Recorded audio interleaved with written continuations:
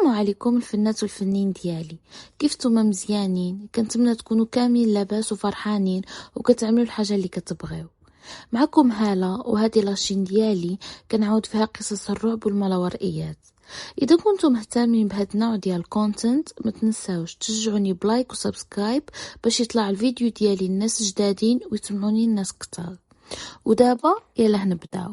القصة ديالنا اليوم كتهضر على واحد الجروب ديال بنات صحابات كيقراو في لافاك، والاحداث اللي غتوقع في هذه القصة كامله غادي توقع في السكن الجامعي. البطلة ديال القصة ديالنا اليوم اسمها نورة، عندها واحد صاحبتها اسمها ابتسام وصاحبتهم الثالثة اسمها مريم. واحد النهار كانوا كيتمشاو في لافاك وكانوا ماشيين واحد البلاصة مولفين كياكلوا فيها، هما يشوفوا واحد البنت بقى جديدة ومتوترة وجالسة بوحدها. هما يمشيو يتعرفوا عليها، ومداك النهار وهي غادي ترجع صاحبتهم الرابعه. صافي هاد المجمع ديال الصحابات ولفوا بعضهم فيما مشاو كيمشيو مع بعضهم وفيما جاو كيجيو مع بعضهم.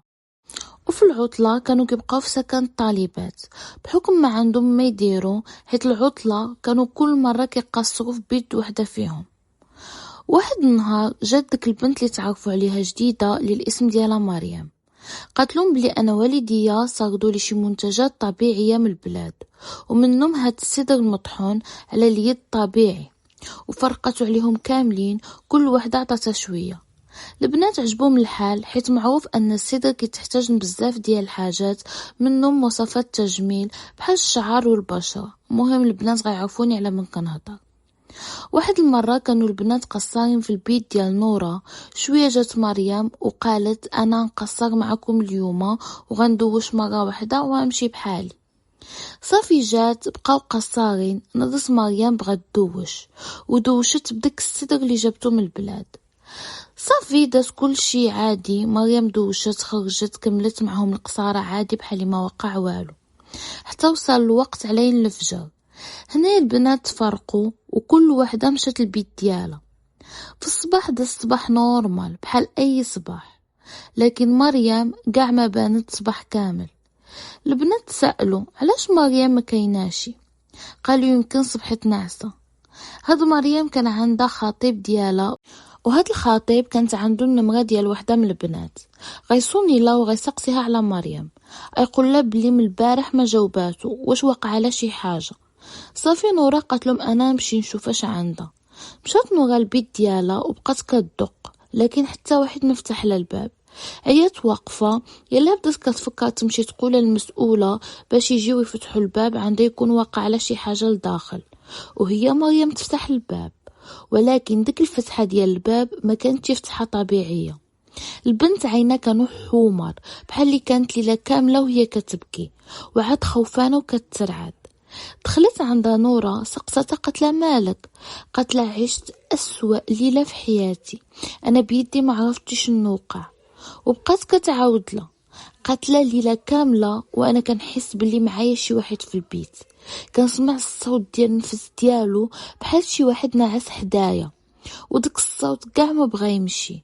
كنفيق كنشعل الضوء وكنجبر حتى واحد، كنرجع النعاس كنحس بحال شي واحد كيتحرك في البيت، وكل ما كضربني الفيقه كنجبر 33 دقيقه بحال اللي الوقت ما كيتحركش. وبقيت ليله كامله هيداك حتى ما عرفتش كيفاش نعست. صافي نورا بقات كتكلمي فيها وكتقنعها بلي كانت غير كتحلم.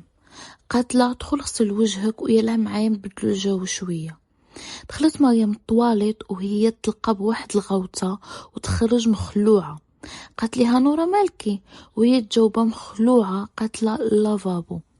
دخلت نورا شافت جبرت لافابو عامر بالتراب ديال شي حاجه، بحال الرمله د البحر، بحال رمله شي سقوف، بحال الرمله شي حاجه. قالت لها شنو هاد الشي؟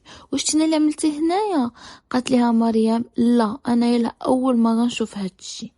شفت في السقوف جبرت بلي الحيط نورمال ما مقيوش شي كاع، ما يمكنش يكون هاد الشي هبط من السقوف غا هيداك. صافي خرجتها وقالت لها يلا نمشيو عند البنات. وطبعا هي كانت عيانه بزاف حيت ما نعشتش مزيان، دغيا وافقت. صافي مشاو عند البنات ومريم بقات كتعاود لها بالتفاصيل شنو وقع لها. وهنايا كانت الصدمه، حيت نورا بيدها وقعوا لها شي حاجات غريبين في ديك الليله. سقسوها البنات على شنو وقع لها، قالتلهم بلي حلمت واحد الحلامة غريبة وكتخلع، وبقوة الرعب ما عرفتش ترجع تنعس. قالتلهم بلي حلمت انها كانت ناعسة في واحد السكن بحال هاد السكن الجامعي اللي ساكنين فيه، لكن هاد السكن كان بحال مهجور وما ساكن فيه حتى واحد.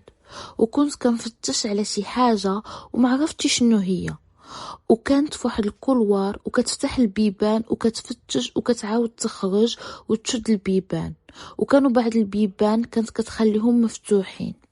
والاحساس ديالها في ديك الحلامه عمرها تنساه، حيت كانت مخلوعه وكتفتش على شي حاجه ولا هربانه من شي حاجه، ما بقاتش عاقله بزاف. ديك الساعه ابتسام قالت لهم اجي نعلو الشيطان البنات، هادشي غيكون غا هلواسه، حيت سهروا الليل البارح كتر من القياس. نعلو الشيطان وقراو المعوذتين وصليو الصلاه ديالكم وكل شي غيرجع بخير. وفعلا دازت الامور بخير ديك الايام، لكن غير 2 سيمانات ولا 3 شي حاجات غريبين يبداو يوقعوا عاوتاني. البنات بداو كيلاحظوا بلي بزاف ديال الحاجات كيختفيو من البيوت ديالهم، وخاصه مريم اللي كتفتش عليه ما كتجبرو، مثلا الشارج، المكياج، الكتوبه ديالها، اي حاجه كتفتش عليها ما كتجبرها. لدرجة واحد المرة سرقت البنات وقالت لهم بلي نتوما سرقتوني، حيت واحد الليلة كانت نزلت شي حاجة وفي الصباح ما جبراتهاشي، واتهمت البنات. ومداك النهار البنات غيتخذوا موقف وقرروا بلي ما يبقاوش يسهروا عندها، وغيبداو كل ليله يسهروا عند وحده من البنات.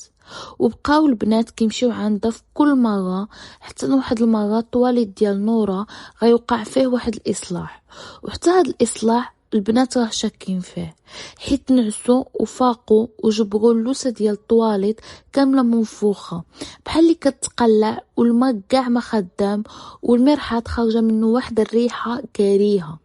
من ثم قررت الاداره تعطيها بيت واحد اخر على بني يتصلح هذا. مع هذا الحدث البنات بقاو كل مره كيسهروا عند وحده، حتى واحد المره تنساو داك الامر ديال ان مريم سرقاتهم ومشاو سهروا عندها.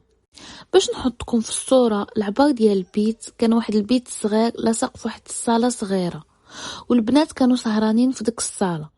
في واحد اللحظه نورا دخلت البيت وبقات شويه، والبنات غيسمعوا واحد الصوت ارعب صوت سمعوه في حياتهم كامله، الصوت ديال نورا وكتغوت اعلى صوت ممكن تسمعه، واحد الصوت اللي كيخلع بزاف. جراو يشوفوا شنو واقع. مريم كتقول اذا داك المنظر ما كانتي شافتو بعينه مستحيل كانت تسيقو. شافت نورا طايحه على الارض على الركبه ديالها، وبحال اللي كتجر اللور، شي واحد كيجبدها من الظهر ديالها، وهو ما كاين حتى شي واحد من موراها. شعلوا البنات الضوء وبقاو كيكلميو فيها حتى تهدنت، وهنايا عاودت لهم شنو وقع. قالت لهم بلي دخلت البيت وهي تشوف بحال واحد اليد كحله خارجه من تحت الكرامه. هي بقى كتحقق في ديك اليد مصدومه حتى شبراتها من رجلها وبدات كتجبدها، خصها تدخل تما الصحه. وفاش جاو البنات بقاو مصدومين، قالوا لا نورا هاد الخرافات اللي كتعاود، هاد التخربيق زعما كنعرفوك بعقلك ماشي هاد الشيء. نورا بقات كتحلف وكتقسم بالله بلي هادشي اللي وقع لها وما كدبس فيه بوالو، وهادشي كان غير البدايه. نورا كتعاود بلي مورا هادشي بداو كيوقعوا احداث اللي غريبه وصعيبه على العقل البشري تيقه. قالت بلي هي وابتسام رجعوا كيدبزوا بزاف على اقل اسباب، كتنوض بيناتهم المضاربه حرفيا على والو.